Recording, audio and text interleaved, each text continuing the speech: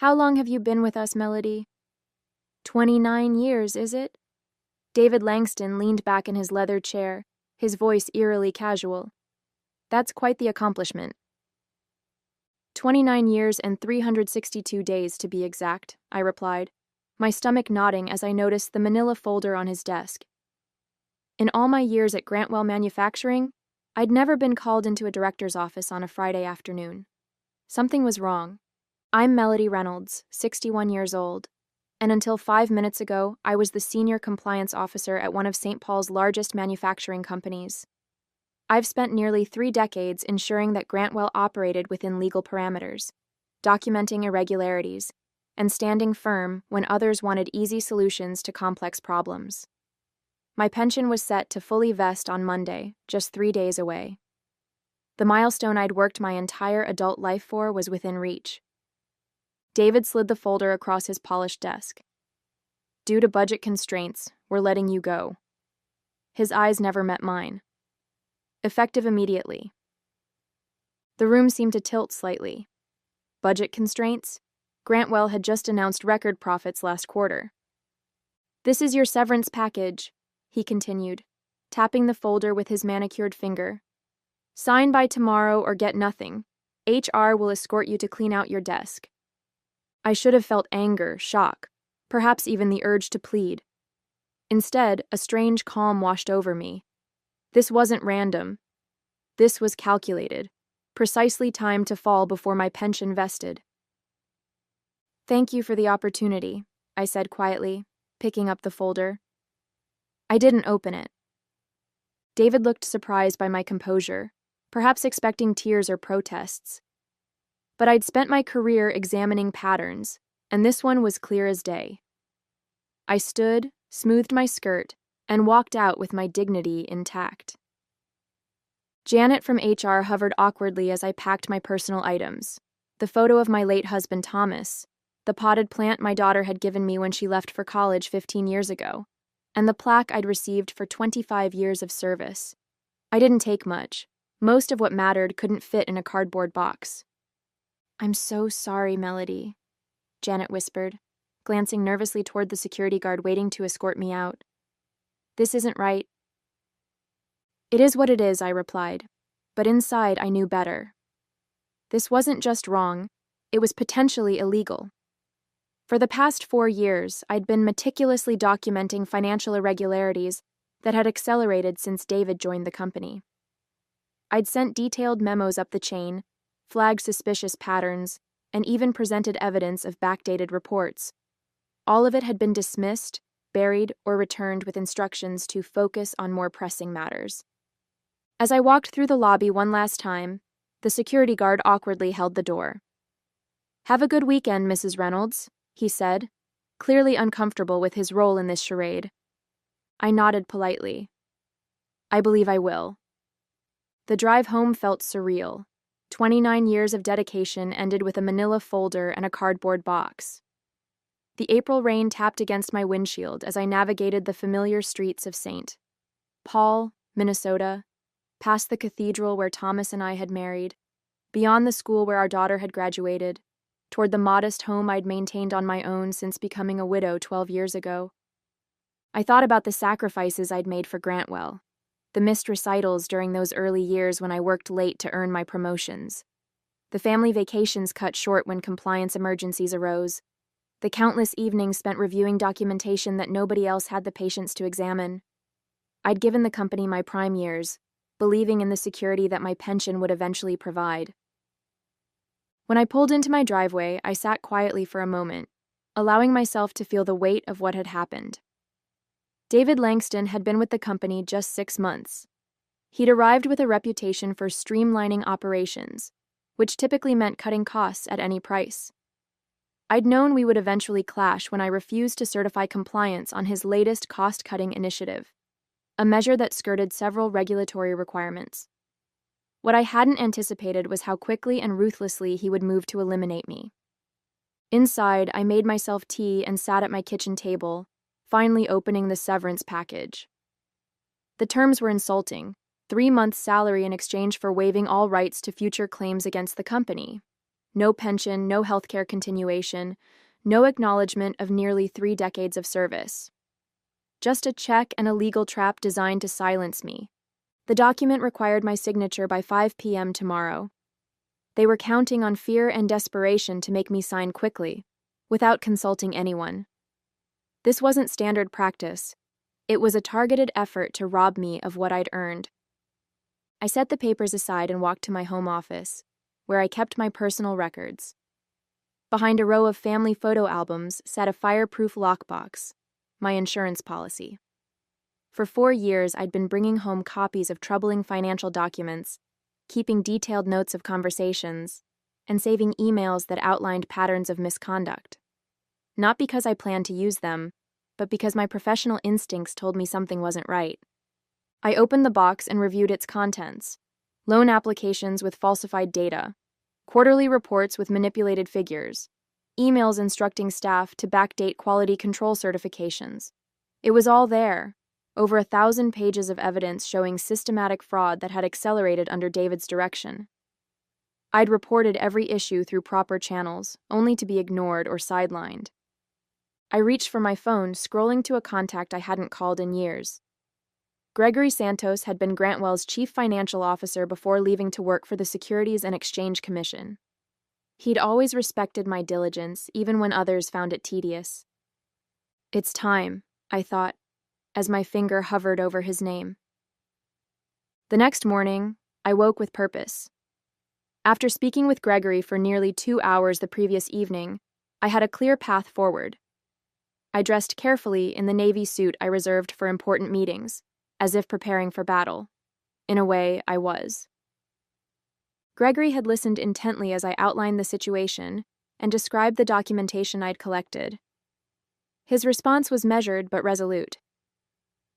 This isn't just wrongful termination, Melody. Based on what you're describing, Grantwell could be facing serious securities violations. The timing with your pension, that's just the tip of the iceberg. He'd explained the whistleblower protections available through the SEC and arranged for me to meet with his team on Monday morning. Don't sign anything, he'd cautioned, and secure those documents somewhere safe. I spent Saturday morning making copies of everything, organizing the evidence chronologically, and preparing a detailed index.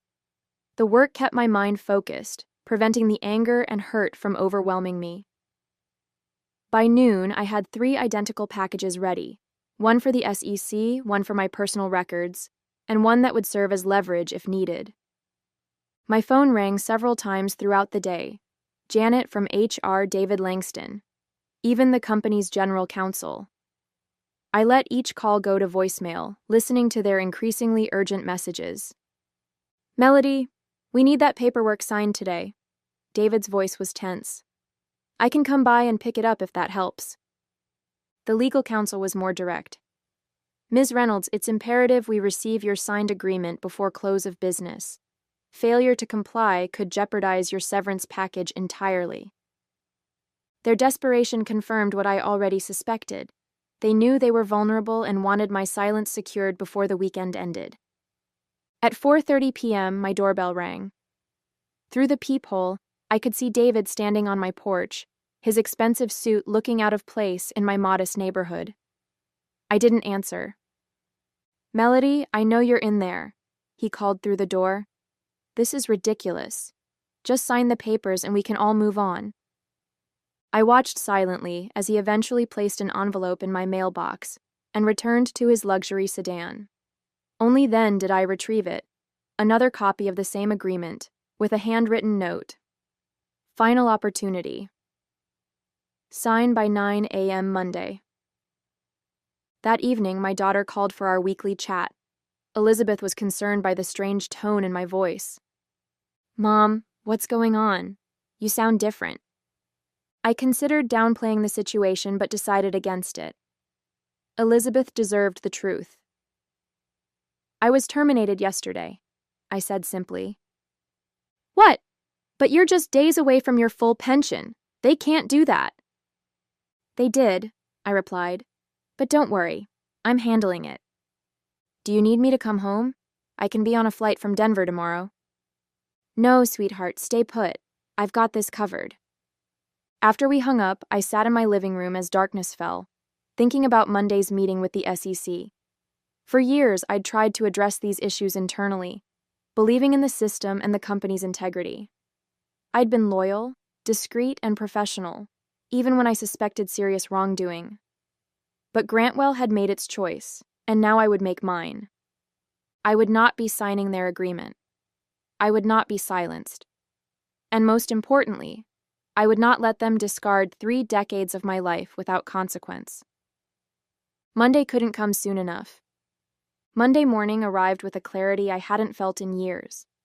I dressed carefully, placed my documentation in a secure briefcase, and drove downtown to the federal building where Gregory had arranged our meeting. The weight of what I was about to do sat heavily on my shoulders, but there was also a sense of rightness to it all. The SEC offices were understated but imposing, all glass partitions and hushed conversations. Gregory met me in the lobby, his familiar face lined with more years but still carrying the sharp intelligence I remembered. "Melody," he said warmly, shaking my hand.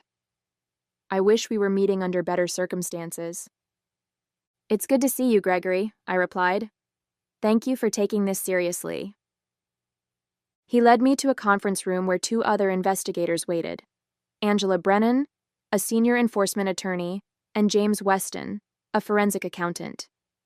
Both greeted me with professional courtesy. "Mrs. Reynolds," Angela began, "before we start, I want to confirm that you understand the process we're initiating today. Once you share this information with us, an investigation becomes official. There's no turning back." I nodded. "I understand completely." For the next 3 hours, I walked them through my documentation. The irregular financial reporting I'd first noticed 4 years ago, when shipments didn't match invoices. The quality control certifications that had been backdated after products had already been shipped. The pattern of revenue manipulation that had intensified in recent quarters, particularly after David Langston's arrival. James examined the financial documents with growing concern. "These discrepancies aren't small," he noted. "The company has been systematically overstating revenues by at least 18% for the past 2 years. That's securities fraud." "And you reported these issues internally?" Angela asked. "Multiple times," I confirmed, showing them copies of my memos and emails. Each time I was told the issues were being addressed or that I was misinterpreting the data. When David joined 6 months ago, my concerns started being rerouted to his office where they disappeared entirely. Gregory leaned forward. "And you believe your termination was directly related to these reports?" "Without question. The timing, 3 days before my pension vested, makes it obvious. But more than that, I had recently flagged several major issues with David's latest cost-cutting initiative. He needed me gone before I could escalate further." As our meeting concluded, Angela outlined the next steps. "We'll need your formal statement, then we'll begin our investigation, which typically remains confidential until we determine whether enforcement action is warranted." "How long will that take?" I asked. "It varies," she replied. "But given the documentation you've provided and the clear pattern of misconduct, we may move quickly on this one." I hadn't even returned home when my phone rang. It was Janet from HR, her voice trembling. "Melody, something's happening. The board just called an emergency meeting. David's been locked in his office all morning, and there are rumors about SEC investigators contacting our general counsel." So it had begun, faster than I'd anticipated. The SEC must have made immediate contact with Grantwell's legal team. "I'm not surprised," I said calmly. "Did you—" Janet hesitated. "Melody, did you report something?" "I simply did what I should have done years ago," I replied. "What's happening with my pension paperwork?" "That's why I'm calling. The executive committee is reviewing your termination. They've put everything on hold until further notice." An hour later, my phone rang again.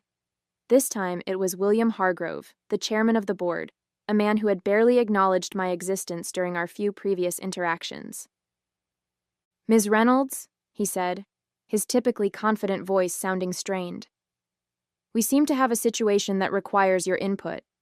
Would you be willing to come to the office tomorrow morning to discuss matters? I'm afraid that won't be possible, Mr. Hargrove, I replied. Any discussions should include my attorney and potentially representatives from the Securities and Exchange Commission. I'm sure you understand. The silence on the other end was profound. Finally, he cleared his throat. I see. Perhaps we can arrange something more formal, then. As I hung up, I felt no satisfaction, only a deep weariness at the necessity of it all. I had never wanted to be a whistleblower. I had only wanted to do my job with integrity and retire with the security I'd earned. But Grantwell had forced my hand, and now we would all face the consequences. My phone continued to ring throughout the evening, colleagues seeking information, executives attempting damage control. I answered none of them. The time for private conversations had passed. Now everything would happen in the light. By Wednesday morning, the storm had fully broken. Local business publications ran headlines about an SEC investigation into Grantwell Manufacturing, sending the company's stock into a tailspin. Financial analysts who had praised David's efficiency measures just weeks ago now questioned the integrity of the company's entire reporting structure. I received a formal letter from Grantwell's legal department withdrawing my termination notice and placing me on administrative leave with full benefits pending an internal review. It was a transparent attempt to mitigate damages coming far too late. At 10 a.m., my attorney Barbara Reynolds, no relation, but the coincidence amused us both, accompanied me to a meeting at Grantwell's headquarters. The same security guard who had escorted me out on Friday now nodded respectfully as we entered. The atmosphere in the building was tense, with employees huddled in whispered conversations that stopped abruptly when we passed. We were shown to the main boardroom, where William Hargrove waited with the company's outside counsel and 3 other board members. David Langston was conspicuously absent. "Thank you for coming, Ms. Reynolds," William began, seeming to have aged years in just a few days. "We've initiated a comprehensive internal investigation into the concerns you've raised." Barbara spoke before I could respond. "Let's be clear about something, Mr. Hargrove. Ms. Reynolds didn't suddenly raise these concerns after her termination. She documented and reported them repeatedly over a period of 4 years, as her job required her to do. The company's decision to ignore those reports, and then to terminate her days before her pension vested, speaks volumes." William shifted uncomfortably. "Yes, well, that's part of what we're investigating. I want to personally assure Ms. Reynolds that her termination has been rescinded. We consider her an employee in good standing with all benefits intact." "Including my pension?" I asked directly. "Of course," he replied quickly. "In fact, we're prepared to offer you a consulting role after your retirement, which you can begin immediately if you wish. We value your expertise and—" "My client isn't making any decisions today," Barbara interrupted, "and any discussion about future arrangements should be preceded by a full accounting of how her previous concerns were suppressed." The meeting continued for another hour, with the board members attempting to distance themselves from both David's actions and the financial irregularities I'd documented. They painted themselves as victims of misinformation, expressing shock and disappointment at the apparent misconduct. I remained mostly silent, letting Barbara handle the legal maneuvering while I observed their body language. These were people I'd worked alongside for years, yet they'd never noticed me. Not really. Now they couldn't look away, their expressions a mix of fear and newfound respect. As we prepared to leave, William made one final appeal. "Melody, we're hoping you might consider speaking with the SEC investigators about the corrective actions we're taking. Your support would be invaluable." I looked at him directly for the first time. "Mr. Hargrove, I've spent 29 years dedicated to this company's compliance. During that time, I filed 47 major reports documenting serious irregularities. I sent 16 memos specifically addressing the issues now under investigation. I requested 9 meetings with executive leadership to discuss these concerns, of which only 2 were granted, and neither resulted in action. At what point in that history did I have your support?" The room fell silent. I'll cooperate fully with both the internal investigation and the SEC, I continued. But I'll be speaking only to the facts, as I always have. Whether those facts support or damage Grantwell will depend entirely on what you do next, not what you say in this room. As Barbara and I walked out, she whispered, "That was perfectly stated." It wasn't until we reached the parking lot that I allowed myself a deep breath. The adrenaline that had carried me through the confrontation began to fade, leaving me drained but clear-headed. This wasn't victory, not yet. It was merely the beginning of accountability. "What happens now?" I asked Barbara as we stood beside our cars. "Now?" She smiled slightly. "Now they scramble to save what they can while the investigation continues. But make no mistake, Melody, they're terrified of you." I shook my head. "They're not terrified of me, they're terrified of the truth. There's a difference." Barbara nodded thoughtfully. "There is indeed. And that difference is why you'll win this, regardless of how it plays out." As I drove home, I wondered what Thomas would have thought of all this. My late husband had always encouraged my meticulous nature, even when others found it frustrating. "Your attention to detail isn't a quirk, Melody," he'd say. "It's a superpower." Perhaps he'd been right all along. By Friday, exactly 1 week after my termination, the story had evolved into a full-blown corporate scandal.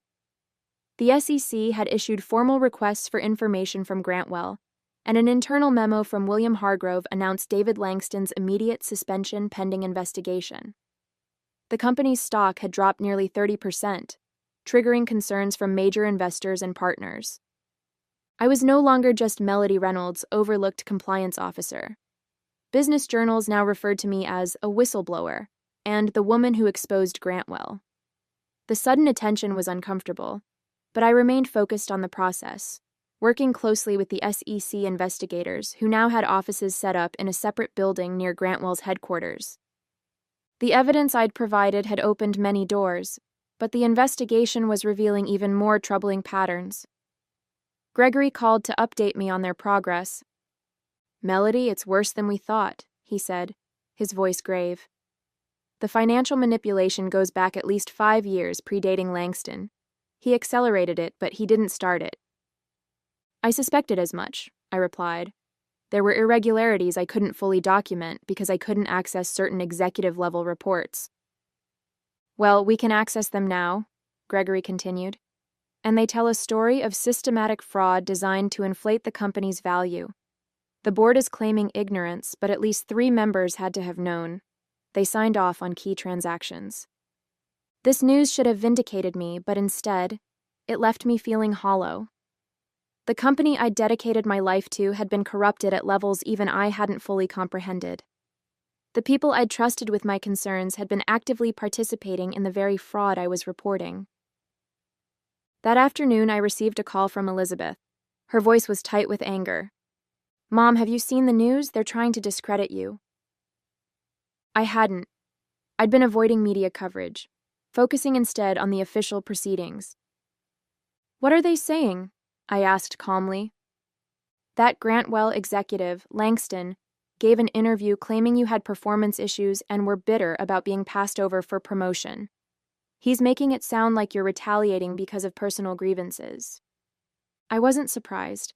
It was a predictable defense strategy: attack the whistleblower's credibility rather than address the allegations. "It doesn't matter, Elizabeth," I assured her. "The evidence speaks for itself. My performance reviews have been exemplary for 29 years. They can't rewrite that history now." But David was trying to do exactly that. By that evening, several news outlets had picked up his narrative, questioning my motives and suggesting I had manipulated documentation to frame him. It was a desperate move from a desperate man, but it still stung to see my integrity questioned so publicly. Barbara called immediately. "Don't respond to any of it," she advised. "The SEC will issue a statement tomorrow clarifying your whistleblower status and the credibility of your evidence. Let the official channels handle this." I wasn't planning to respond, I told her, but I am going to do something else. The next morning, I drove to my local bank and asked to speak with the manager, Tracy Ferguson. I'd known her for years as she handled most of Grantwell's local banking transactions. "Melody," she greeted me warmly. "I've been following the news. How are you holding up?" "I'm fine, Tracy, but I need access to my safe deposit box." Inside the private room, I opened the box and removed a sealed envelope I'd placed there 3 years ago. It contained copies of email exchanges between David's predecessor and 2 board members, discussing ways to manage financial appearances during a critical acquisition period. I had found these accidentally while archiving old emails, and something had told me to secure them separately from my other documentation. I hadn't included these in my initial SEC report because they weren't directly related to the current issues. But now, with David attempting to undermine my credibility, they provided crucial context showing that the problematic practices predated my concerns about him specifically. I called Gregory immediately. "I have something you need to see," I told him. "It changes the narrative completely." As I drove to meet him, I felt no satisfaction, only certainty that the full truth would now emerge, regardless of who it implicated. The emergency board meeting was called for Monday morning, 10 days after my termination and 7 days after the SEC investigation became public. I wasn't invited, but I didn't need to be there to know what was happening. The additional documentation I'd provided had accelerated the investigation dramatically, implicating not just David, but multiple board members in a years-long pattern of financial manipulation. Gregory called me from outside the meeting room. "It's chaos in there," he reported. "The SEC enforcement team just presented their preliminary findings. 3 board members have resigned on the spot. David is trying to claim he was following established practices, but no one's buying it anymore." By noon, Grantwell issued a press release announcing a leadership restructuring and full cooperation with regulatory authorities. The carefully worded statement confirmed the resignation of 4 board members, including William Hargrove, and the termination of David Langston for cause. The company's stock, already battered, dropped another 12%. That afternoon, my phone rang. It was Janet from HR again. "Melody, the interim CEO wants to meet with you. Tomorrow, if possible." The interim CEO was Patricia Donovan, the former chief operating officer who had always treated me with professional respect, if not warmth. I agreed to the meeting but insisted it take place at my attorney's office. When Patricia arrived the next day, she looked exhausted but determined. "Melody, I won't waste time with pleasantries," she began. "The company is in crisis, and you're at the center of it. Not because you did anything wrong, but because you were the only one who consistently did what was right." She slid a folder across the table, eerily similar to the termination paperwork David had presented just 11 days earlier. "This officially rescinds your termination, reinstates your employment retroactively, and confirms your full pension vesting," she explained. "It also includes an additional compensation package recognizing the difficulties you've experienced." I opened the folder. The compensation package included a sum equal to 5 years of my salary, full healthcare coverage for life, and a formal apology from the board. "We're also establishing a new corporate ethics division," Patricia continued. "We'd like you to help design it, as a consultant, after your retirement. Your experience is invaluable." I closed the folder without commenting on the offer. "And David Langston? The board members involved?" Patricia's expression hardened. "Criminal charges are expected. The company will not be defending them."